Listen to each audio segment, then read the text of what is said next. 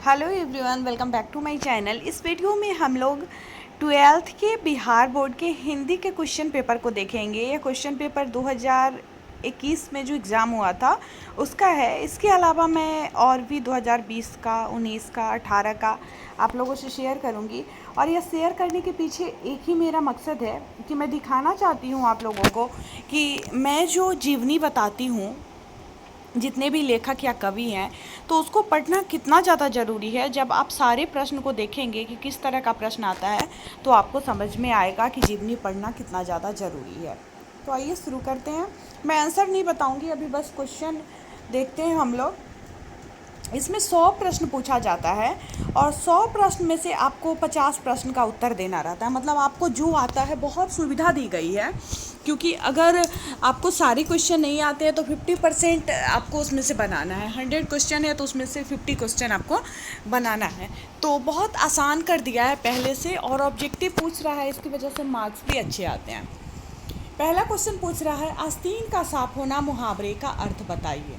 Second है, हाथ का मैल होना मुहावरे का अर्थ। देखिए, मुहावरा, कई मुहावरा पूछ रहा है। माथा ठनकना मुहावरे का अर्थ है। तूती बोलना मुहावरे का अर्थ है। मतलब 5 तो मुहावरा ही इस पेज में है। उल्टी गंगा बहना मुहावरे का अर्थ है। तो मुहावरा भी बहुत ज़्यादा ज़रूरी है। इसके बाद देखिए, समाज से कई शब्द आता है, समाज से कई क्वेश्चन आता है। जिस तरह से मुहावरा से 5 क्वेश्चन देखे हैं, समाज से आ रहा है। रसोई घर शब्द कौन सा समास है? चंद्रशेखर शब्द कौन सा समास है? बनमानुष शब्द कौन सा समास है? त्रिफला शब्द कौन सा समास है? धीरे धीरे कौन सा समास है? तो 5 क्वेश्चन आपका देखिए मुहावरे से, 5 क्वेश्चन समास से। इसके बाद अब विशेषण का क्वेश्चन आ गया। ठीक है, आलस शब्द का विशेषण क्या है?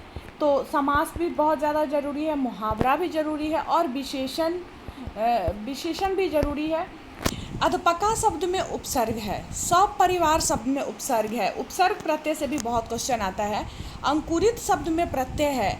महिमा शब्द में प्रत्यय है। देखिए, फिर समास पूछ रहा है। 5 क्वेश्चन उधर समास से था और इधर है। क्वेश्चन नंबर 16 समास है, 17 समास है और 18 समास है। आनंदमय शब्द कौन सा समास है? नवरत्न शब्द कौन सा समास है? चंद्रमौली शब्द कौन सा समास है? तो समास से देखिए, समास से कितना ज़्यादा क्वेश्चन पूछ रहा है। 9 क्वेश्चन तो अभी तक हम लोग देख लिए जो समास का है। इसके बाद देखिए, मुहावरा और पूछ रहा है। अब आकाश पाताल एक करना मुहावरे का अर्थ, उधर भी 5 मुहावरा देखे थे हम लोग। मुट्ठी में करना मुहावरे का अर्थ, मतलब 7 क्वेश्चन मुहावरे का, 8 क्वेश्चन। सूरदास किस भाषा के कवि थे? अब देखिए, अब सूरदास का जो जीवनी आप पढ़िएगा तभी आपको पता चलेगा और आप इसको हल कर पाएंगे। सूरदास किस भाषा के कवि थे? इसके बाद पूछ रहा है, दलित साहित्य का सौंदर्य शास्त्र नामक आलोचना पुस्तक किसने लिखी है?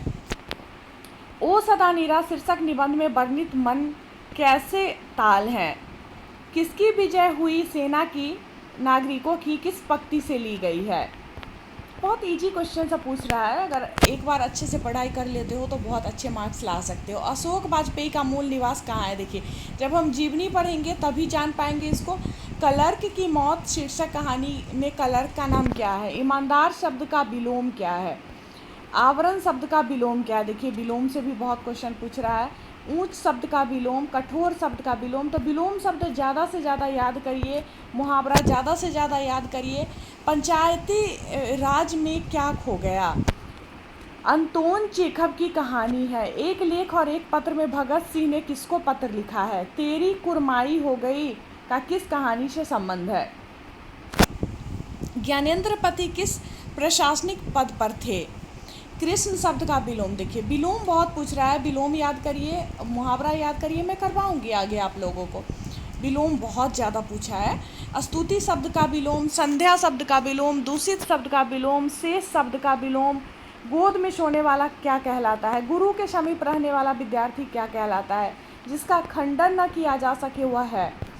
तो विलोम और मुहावरा, समास, ये 3 जो हम लोग देखे हैं, 3 बहुत ही ज़्यादा इम्पोर्टेंट है आपके एग्ज़ाम के लिए। किसका जन्म पहले हुआ है? जिसका जन्म पहले हुआ है वह, मतलब अनेक शब्दों के लिए एक शब्द। जिसके बिना काम न चल सके, यह भी अनेक शब्द के लिए एक शब्द है। जो खाने योग्य हो। फिर अनल का पर्यायवाची, पर्यायवाची भी इम्पोर्टेंट है। पर्यायवाची में एक वीडियो बनाई हुई भी हूँ पर्यायवाची का 12th के लिए। तो उसको भी देखिएगा आप लोग। अनल शब्द का पर्यायवाची, आयुष्मान शब्द का पर्यायवाची, झंझट शब्द का पर्यायवाची, डरावना शब्द का पर्यायवाची।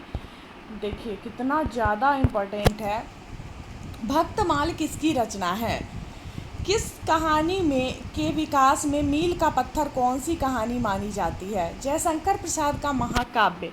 पुत्र वियोग शीर्षक कविता की कवित्री कौन है? मालती किस कहानी की पात्रा है? ज्ञानेंद्रपति की कविता कौन है? हिंदी साहित्य का सूर्य किसे कहा जाता है? नाभादास का काव्य रचना क्षेत्र है। सुभद्रा कुमारी चौहान का जन्म कब हुआ था? ये सब जब हम जीवनी पढ़ेंगे तो ही कर पाएंगे। और मैं चैप्टर वाइज ऑब्जेक्टिव ही करवा रही हूँ, तो ऑब्जेक्टिव भी अगर आप कर लेते हैं, जीवनी पूरा नहीं पढ़ पाइएगा तो भी सारा क्वेश्चन आपका हल हो जाएगा। मुक्तिबोध का जन्म स्थल कहाँ है? अर्धनारीश्वर शीर्षक पाठ के लेखक कौन है? चंद्रधर शर्मा गुलेरी की कहानी। शिक्षा शीर्षक निबंध के रचनाकार कौन है? निम्न में से किस कहानी में गैंग्रीन का उल्लेख है?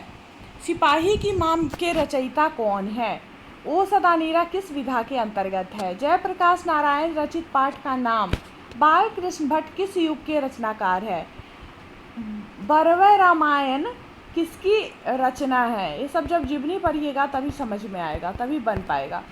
बीजक के रचयिता कौन है? रक्षक शब्द में प्रत्यय है, परलोक शब्द में उपसर्ग है, अज्ञान शब्द में उपसर्ग है। उपसर्ग प्रत्यय से भी बहुत क्वेश्चन आ रहा है। यशोदा शब्द का संधि विच्छेद, संसार शब्द का संधि विच्छेद, फिर पवन शब्द का संधि विच्छेद, उद्योग शब्द का संधि विच्छेद, कुहासा शब्द है, घी शब्द है, स्त्रीलिंग पुल्लिंग पूछ रहा है। लीड बेटर की नज़र में जे कृष्णमूर्ति क्या थे? उदय प्रकाश का जन्म कब हुआ था? तिरछ किस प्रकार की रचना है? मोहन राकेश के बचपन का नाम क्या था? कवि रघुवीर साय के पिता का नाम क्या था? प्रकृति वर्णन से संबंधित कविता है।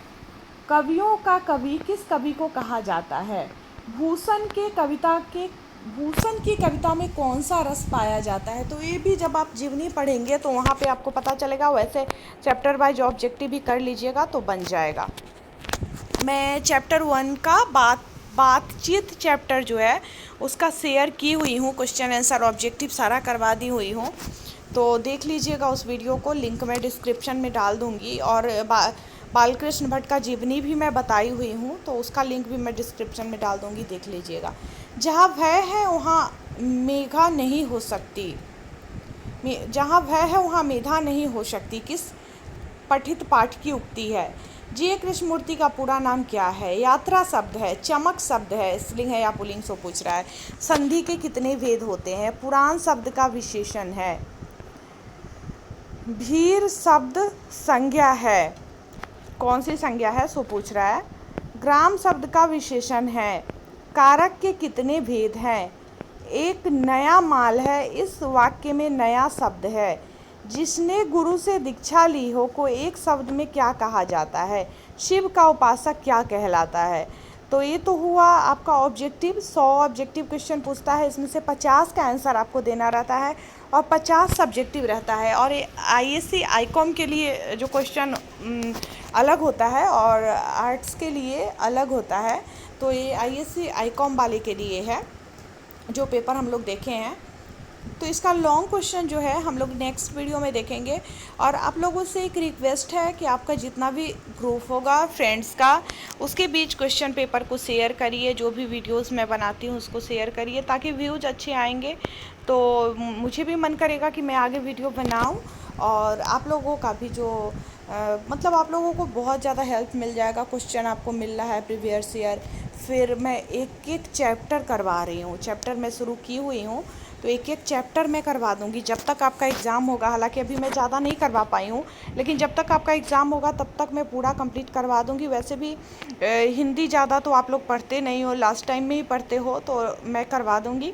और ध्यान दीजिएगा, मैं हमेशा बोलती हूँ कि यही सब विषय ऐसा है जिसमें आप अच्छे मार्क्स ला सकते हो। जैसे हिंदी आप अच्छे से पढ़ाई कर लेते हो तो ये 50 नंबर जो ऑब्जेक्टिव है उसमें से तो 50 में 50 आपको आएगा, क्योंकि ऑब्जेक्टिव में तो एक भी नंबर कटता नहीं है अगर आप सही सही सॉल्व करके आते हैं तो मार्क्स को मतलब जो आपका डिवीज़न होगा, आपका परसेंटेज होगा, उसको बढ़ाने में बहुत ज़्यादा सहायक होगा। तो इसको ध्यान से पढ़िए, ठीक है। तो हम लोग देखे हैं इसमें कि सबसे ज़्यादा इम्पोर्टेंट होता है समास, फिर देखे हैं संधि, फिर विलोम शब्द, फिर ये क्या कहते हैं मुहावरे, और फिर विपरीता ये पर्यायवाची शब्द। सब बहुत ज़्यादा इम्पॉर्टेंट टॉपिक है जिससे बहुत ज़्यादा क्वेश्चन आते हैं। मुहावरे और इससे तो मुहावरे से तो 10-12 क्वेश्चन थे, फिर विलोम शब्द से भी 10-12 क्वेश्चन थे। तो ये सब बहुत ज़्यादा इम्पॉर्टेंट है। तो जो भी वीडियो मैं व्याकरण का भी शेयर करूँगी उसको भी पढ़िए।